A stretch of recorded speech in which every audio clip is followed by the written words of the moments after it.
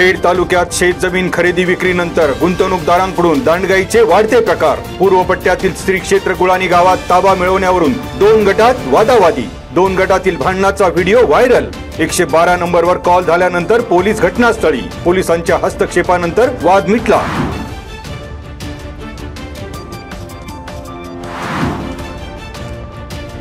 महिला सशक्तीकरणासाठी अर्थसंकल्पीय अधिवेशनात महिलांच्या विविध प्रश्नांवर आमदार बाबाजी काळे यांनी मांडली भूमिका। आशा वर्कर बहिणींना अधिकचं मानधन, आर्थिक आधार आणि सन्मान मिळण्यासाठी राज्य शासनाने ठोस पावलं उचलावीत। जागतिक महिला दिनाचं औचित्य साधून आमदार काळेंनी दिल्या महिलांना शुभेच्छा।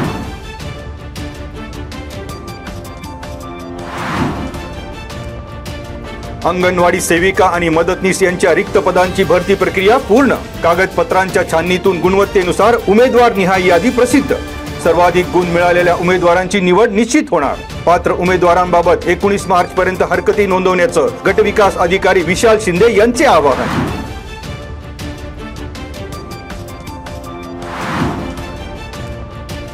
राजगुरुनगर येथील डॉक्टर समीर भिसे यांनी सलग 13 वर्ष रक्तदान करीत केले 50वे रक्तदान। दर 3 महिन्यांनी रक्तदान करण्याचा केला संकल्प।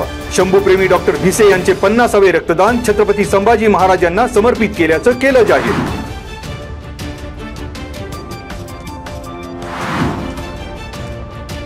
वाकी येथे प्लास्टिक मोल्डिंग कंपनीला आग। आगीवर नियंत्रण मिळवण्यात अग्निशमन दलास यश। धुराचे लोट पसरल्यामुळे आगीवर नियंत्रण मिळवण्यात अग्निशमन यंत्रणेला अडचणी। शर्थीच्या प्रयत्नांमुळे आग आटोक्यात।